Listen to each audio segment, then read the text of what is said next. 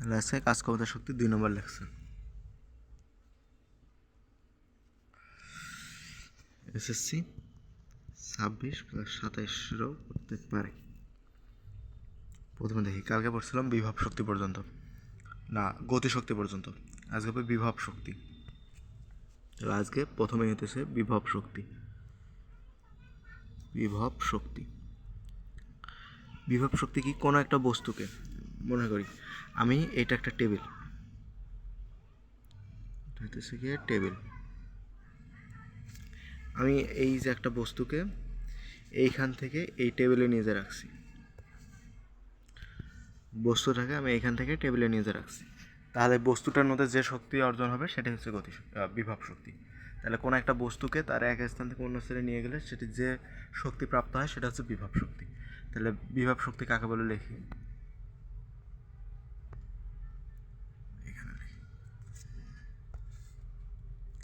বিভব শক্তি যে কোনো একটি বস্তুকে, কোনো একটি বস্তু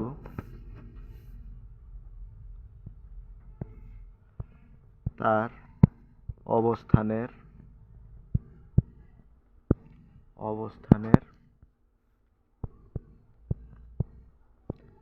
পরিবর্তন ঘটালে সেটি যে শক্তি অর্জন করে তাকে বিভব শক্তি বলে। বিভব শক্তি। তাহলে কি, যে কোনো একটা বস্তুকে তার অবস্থানে পরিবর্তন করলে তার যে শক্তি লাভ করে তাকে বিভব শক্তি বলে। তাহলে বিভব শক্তিতে আমরা যদি আসি, বিভব শক্তি সম্পর্কে যদি আমরা দেখি, যে মনে করি এটা হচ্ছে একটা টেবিল, যেটা করছিলাম না কেন, এটা মনে করি একটা টেবিল, এখানে একটা বস্তু আছে, এখানে একটা বস্তু আছে। আমরা এখন কি করবো? এই বস্তুটাকে টেবিলের উপরে রাখবো, বস্তুটাকে নিয়ে গিয়ে টেবিলটার উপরে রাখবো। তাহলে রাখতে এই টেবিলে একটা উচ্চতা আছে এইচ, টেবিলের একটা উচ্চতা আছে, তারপরে বস্তুটা একটা ভর আছে, বস্তুর ভর এম, বস্তুটা একটা ভর আছে। আর কি আছে? আর আছে হলো একটা, এইখানে যে আমরা তুলবো, এই যে আমরা একটা জি কাজ করবো, অভিকর্ষ ত্বরণ, মানে পৃথিবীর যে ত্বরণে টানছে। তাহলে এখানে আমাদের আছে না লাগবে আগে এ আর জি, দুইটা কিন্তু একই জিনিস, শুধু এ কি, এ হচ্ছে ত্বরণ, সেটা হচ্ছে সরল রৈখিক পথে ত্বরণ, আর জি হচ্ছে পৃথিবী আমাদের যে ত্বরণে টানছে, ওই ত্বরণ, যে ত্বরণে আকর্ষণ করতেছে, মহাকর্ষ অভিকর্ষ ত্বরণ। আর আমরা এগুলো দিয়ে একটা সূত্র দেখছিলাম, যেটা হচ্ছে কাজের সূত্র। এই টাইমে কাজ আর শক্তি একই কথা। আমরা সূত্র দেখছিলাম ডাব্লু সমান সমান এফ এস। তাহলে এফ সমান সমান আবার কি এম এ আর এস, কিন্তু এখানে ত্বরণটা সরলরৈখিক না, ত্বরণটা ঘটছে পৃথিবীর মহাকর্ষের সাথে। সরল সোজা পথে যে ত্বরণ ঘটতো ওটা হচ্ছে এ, কিন্তু যেহেতু উপর থেকে উপর আর নিচ মানে হলো মহাকর্ষ যাচ্ছে, তখন ওটা হবে জি। তাহলে এম জি। আর এখানে এস, এস মানে কি, এই যে সরলরৈখিক পথের দূরত্ব, আর এইচ কি মানে উচ্চতা। আমি যখন একটা জিনিসকে উপরে তুলবো তখন তো ওই জায়গায় সরল রেখা তো কাজ করবে না, ওখানে একটা উচ্চতা কাজ করবে। তাহলে F S M M A S না হয় এম জি এস হবে। তাহলে অতএব ডাব্লু সমান, বা আমার যেটাকে প্রকাশ করে হলো ই, আমরা যেটা, তাহলে আমরা শক্তিকে, বিভব শক্তিকে প্রকাশ করি ইপি দিয়ে। ইপি সমান এম জি এইচ, ইপি সমান এম জি এইচ, এটা হচ্ছে সূত্র। তাহলে একক কি? একক হলো কাজ, আর যত প্রকার শক্তি আছে সব শক্তির একক হচ্ছে জুল, সব শক্তির একক জুল। তারপরে আমাদের একটা ম্যাথ আছে, সেটা হচ্ছে স্প্রিং সংক্রান্ত। তাহলে এবার হলো স্প্রিং সংক্রান্ত, যেটা সেটা হচ্ছে স্প্রিং।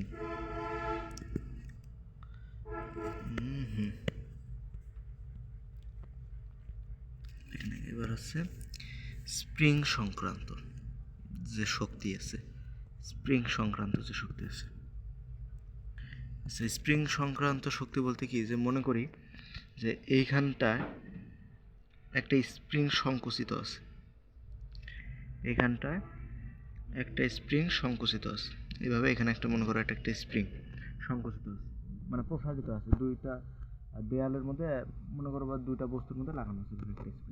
আমি মনে করি একে চাপ দিলাম, আমরা এই দিক থেকে আমি চাপ দিলাম, মনে করি এই দিক থেকে চাপ দিলাম, চাপ দিলে এটি কি এখন সংকুচিত হবে, স্প্রিংটা এদিক সংকুচিত হবে।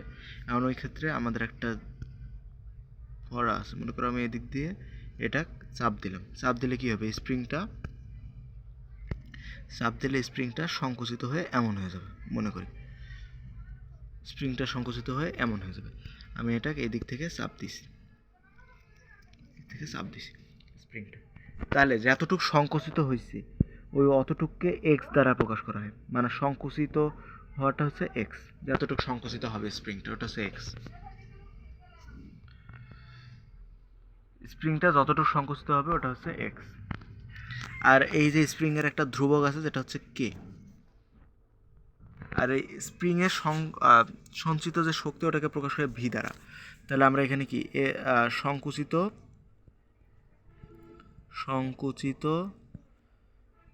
যতটুকু ওটা হচ্ছে এক্স, আর ধ্রুবক হলো কি, ধ্রুবক বলতে কি যে ওর মান নির্দিষ্ট করে ওটার মান প্রশ্নে দেওয়া থাকবে যে ওর ধ্রুবক কত।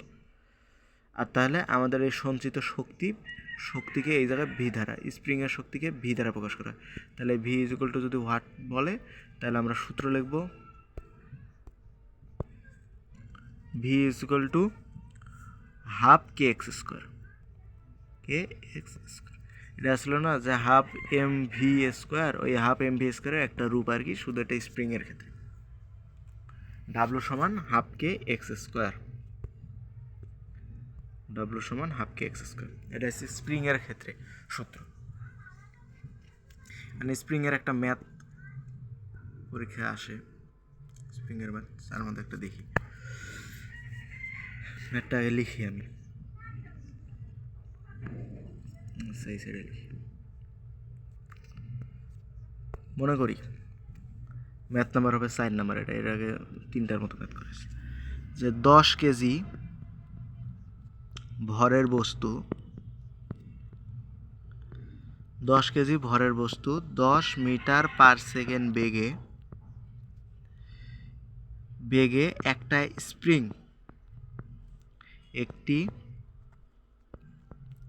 স্প্রিং এর উপর পড়লো, ভালো কথা, একটা স্প্রিং এর উপর পড়লো, মানে স্প্রিং ধ্রুবক কে এর মান যদি 10, 1, 2, 3, 4, এর কে এর একক কিন্তু জুল পার মিটার স্কোয়ার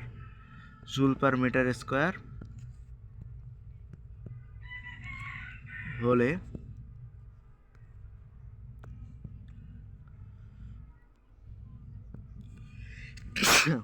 কতটুকু সংকুচিত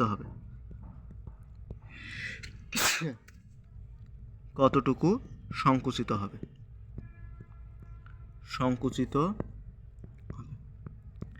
তাহলে এটা হচ্ছে ম্যাথ। কি বলছে যে 10 কেজি ভরের একটা বস্তু, তার মানে আমরা একটা বস্তু নিয়ে 10 কেজি ভরের একটা বস্তু, এই যে 10 কেজি ভরের একটা বস্তু, তাহলে 10 কেজি ভরের একটা বস্তু 10 মিটার পার সেকেন্ড বেগে, এর ভরটাকে আমরা লিখে ফেলি এই জায়গায় 10 কেজি, তাহলে 10 কেজি ভরের একটা বস্তু, 10 কেজি ভরের একটি বস্তু 10 মিটার পার সেকেন্ড বেগে স্প্রিংয়ের ওপর পড়লো, মনে করি এই যে একটা তাহলে স্প্রিং আছে, আমার একটা স্প্রিং আছে, এই স্প্রিংয়ের ওপর এটা পড়লো, এই বস্তুটা নিচের দিকে স্প্রিংটার উপর পড়লো, কত বেগে, 10 মিটার পার সেকেন্ড বেগে, এই 10 মিটার পার সেকেন্ড বেগে স্প্রিংটার উপর পড়লো, বেগে স্প্রিংয়ের উপর পড়লো, মানে স্প্রিংয়ের কে এর মান দিছে, তাহলে কতটুকু সংকুচিত হয়েছে, তার মানে মনে করি স্প্রিংটা এতটুকু সংকুচিত হয়েছে, তো এই সংকোচনের মান তো এক্স দ্বারা প্রকাশ করি, এক্স এর মান নির্ণয় করতে কইছে, তাহলে আমরা কি জানি, আমরা জানি ভি সমান হাফ কে এক্স স্কোয়ার। এখানে আমাদের কে এর মান দিছে, হাফ আগে বসাই। হাফ কে এর মান হলো 100,000। এক্স স্কোয়ারের মান থেকে আমরা এক্স এর মানটা বের করবো। এই যে ভি এর মান দিছে, যে ভি এর মান যেটা বেগ দিছে না, বেগ দেয় নাই, ভি এর মানটা আমাদের বের করে নেওয়া লাগবে। আমরা ভি এর মান জানি, আমরা হাফ এম ভি স্কোয়ার, এটা কিন্তু ভি এর মান, মানে শক্তির মান। শক্তিটা আমরা আগে বের করে নিই, ভি দিয়ে কিন্তু এখানে শক্তি বোঝাইছে, তাহলে আমরা শক্তির মানটাকে বের করে নিই। হাফ অফ এম এর মান কত, বস্তুর উপর 10 ইন্টু ভি এর মান কত, 10 মিটার পার সেকেন্ড বেগে আসছে, তার মানে হলো 500 জুল। তাহলে এখানে হবে কত, 500। তাহলে এখানে ক্যালকুলেশন করে এক্স স্কোয়ারের মানটা বের করলে যা আসবে তাই আনসার। সহজ। এখানে কি ছিল, যে ভি এর মানটা দেওয়া ছিল না, আমাদের এখানে দুইটা চলক দিছে, একটার মান দেওয়া থাকবে আরেকটার মান চাইবে, কিন্তু এইখানে আমাদের দুইটা চলক আছিল, যে দুইটার মান আমাদের দেওয়া নেই, একটা হচ্ছে ভি, একটা হচ্ছে কে এক্স। আমাদের তো চাইছিল তো যে কতটুকু সংকুচিত হবে, তার মানে আমাদের এক্স এর মানটা চাইছিল। তাহলে এক্স এর মান চাইলে আমাদের ভি এর মানটা আবার বের করতে, ভি মানে শক্তি, ভি এর মানটা বের করতে যা যা লাগে সব আবার দেওয়া আছে। তাহলে আমরা আগে ভি এর মানটা বের করবো, করে ভি এর জায়গায় বসাবো। ভি মানে শক্তি, এখানে ভি মানে বেগ না, ভি মানে শক্তি বোঝাইছে। তারপর এরপর যা আছে, বিভিন্ন প্রকার শক্তি আছে,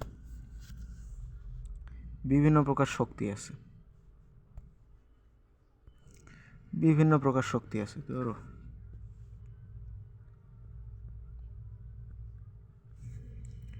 প্রথম যে শক্তিকে দুই ভাগে ভাগ করা যায়, একটা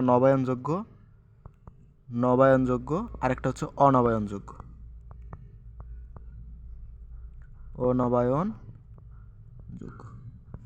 নবায়নযোগ্য শক্তি বলতে বোঝায় যে যেগুলো শক্তি যে একবার, মনে করো ওটা একবার ব্যবহার করার পর পুনরায় আবার ব্যবহার করা যায়, সেটা হচ্ছে নবায়নযোগ্য। যে একবার সেটা শেষ হয়েছে, মনে করো যে আমি একটা গ্যাস আছিল, মনে করো এই জায়গায় এই গ্যাসটা সম্পূর্ণটা শেষ হয়ে গেছে, শেষ হয়ে যাওয়ার পর যা তৈরি হয়েছে ওটা থেকে আবার আমি এই গ্যাসটা তৈরি করতে পারবো। তো এটাই যে আবার পুনরায় তৈরি করা যায়, ওটা হচ্ছে নবায়নযোগ্য। তাহলে যেটা কি, যে একবার শেষ হয়ে গেলে পুনরায় ব্যবহার করা যায়, ওটা নবায়নযোগ্য। আর অনবায়নযোগ্য কি, একবার শেষ হলে পুনরায় ওটা ব্যবহার করা যায় না, সেটা হচ্ছে অনবায়নযোগ্য। যেমন অনবায়নযোগ্যের মধ্যে কী কী আছে, যেমন আছে তেল, একবার যদি শেষ হয়ে যায় ওটা আর পুনরায় আনা যায় না। গ্যাস, কয়লা ইত্যাদি, ইটিসি। আর নবায়নযোগ্যের মধ্যে তো অনেক কিছু আছে, যেটা যেমন আমি জলবিদ্যুৎ একবার শেষ হয়ে গেলে আমি পুনরায় আবার তৈরি করতে পারবো। তার একটা আছে বায়োমাস। তাহলে জলবিদ্যুৎ কি, যে জলের স্রোতকে ব্যবহার করে যে বিদ্যুৎ উৎপন্ন করা হয় ওটা কিন্তু জলবিদ্যুৎ। আর বায়োমাস কি, যে হলো পচা জিনিসপত্র দ্বারা বা জীবাশ্ম দ্বারা যে শক্তি পাওয়া যায় সেটা হচ্ছে বায়োমাস। তারপর একটা আছে সৌরশক্তি, যেটা সূর্য থেকে, ওর কোনো শেষ নেই, সৌরশক্তি, সূর্য যতদিন উঠবে সৌরশক্তি পাওয়া যাবে, সৌরশক্তি। তারপরে আছে কি, বায়ু শক্তি, বায়ু থেকে যে শক্তি পাবো আমরা, বায়ু শক্তি, এগুলোর কোনো শেষ নেই, ধ্বংস নেই। জিওথার্মাল মানে ভূতাপীয় শক্তি, জিওথার্মাল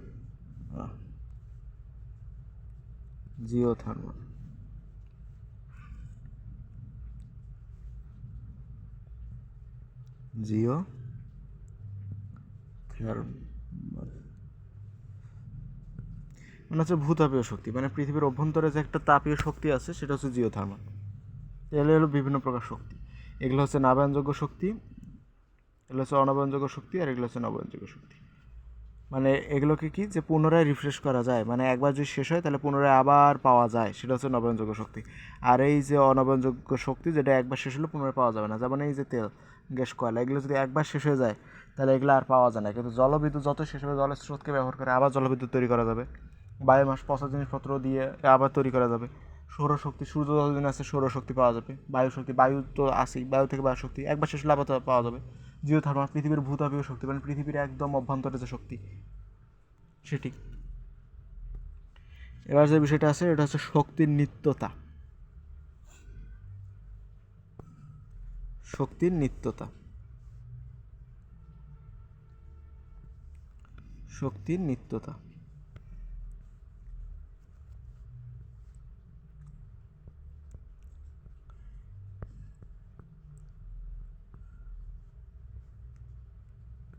শক্তির নিত্যতা কি? শক্তির নিত্যতা হলো যে শক্তির একটা মানে ক্ষমতা আর কি, যে শক্তির কোনো সৃষ্টি বা ধ্বংস নেই, শক্তি শুধু এক অবস্থা থেকে অন্য অবস্থায় শুধু পরিবর্তন হতে পারে, মনে করো। তো এটা আগে লিখি আছে।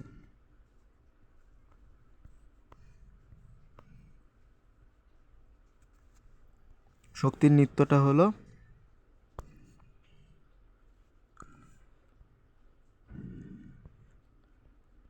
শক্তির কোনো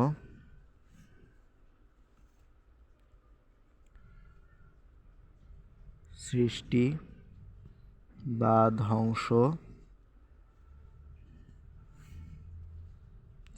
ধ্বংস নেই, এটি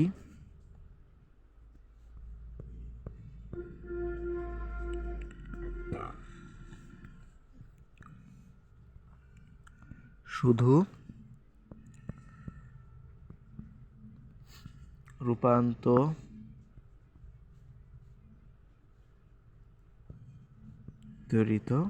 হয়। আচ্ছা, তাহলে শক্তির নিত্যতা কি? যে শক্তির কোনো সৃষ্টি বা ধ্বংস নেই, এটি শুধু রূপান্তরিত হয়। মনে করো যে আমি একটা শক্তি আছে, মনে করো বিদ্যুৎ শক্তি। বিদ্যুৎ শক্তি আমি মনে করো বিদ্যুৎ শক্তি পাইছি সোলার সিস্টেম থেকে। বিদ্যুৎ শক্তি পাইছি মনে করো আমি সোলার সিস্টেম থেকে। সোলার সিস্টেম থেকে মনে করো এখান থেকে বিদ্যুৎ শক্তি পাইছি। এই বিদ্যুৎ শক্তি যখন তার মনে করো, ধরো এটাই তার, মনে করো এটা দিয়ে আবার একটা ফ্যান চলতেছে।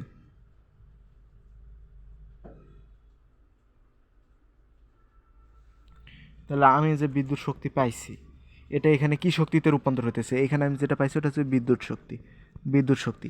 আর এইখানে সেটা কি শক্তিতে রূপান্তর হতেছে? যান্ত্রিক শক্তি। যান্ত্রিক শক্তি। তাহলে এখানে কি বোঝা গেল যে শক্তির কোনো, এর আগে কি আসছিল? এর আগে ছিল কিন্তু একটা সূর্য থেকে আসছে, যেটা ওটাও কিন্তু একটা শক্তি ছিল। তাহলে সূর্য থেকে আসছে এক শক্তি, সূর্য থেকে আসছে। তাহলে শক্তি এক স্থান থেকে শুধু এই যে পরিবর্তন হলো, শক্তি শুধু কী হলো?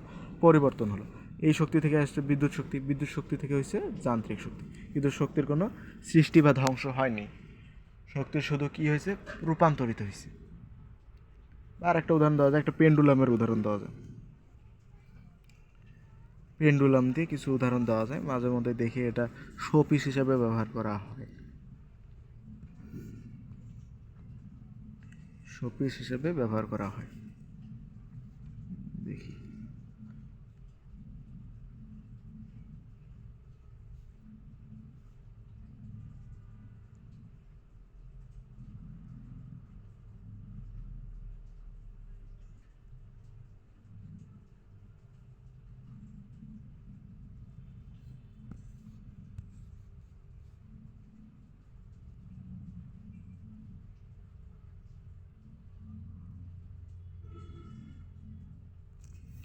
আচ্ছা, মনে করো এখানে কয়েকটা পেন্ডুলাম আছে।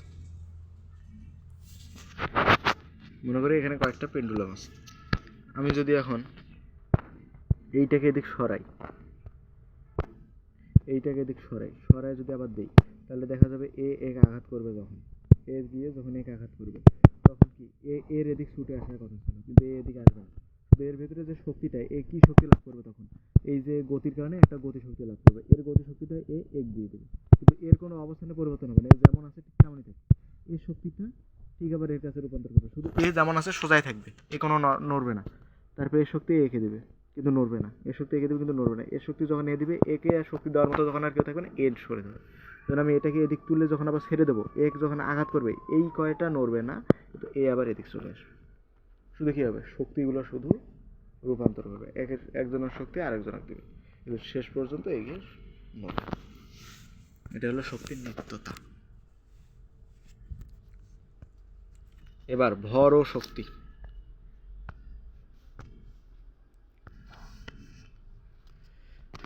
ভর ও শক্তি, যে টপিকটা তার নাম হচ্ছে ভর ও শক্তি।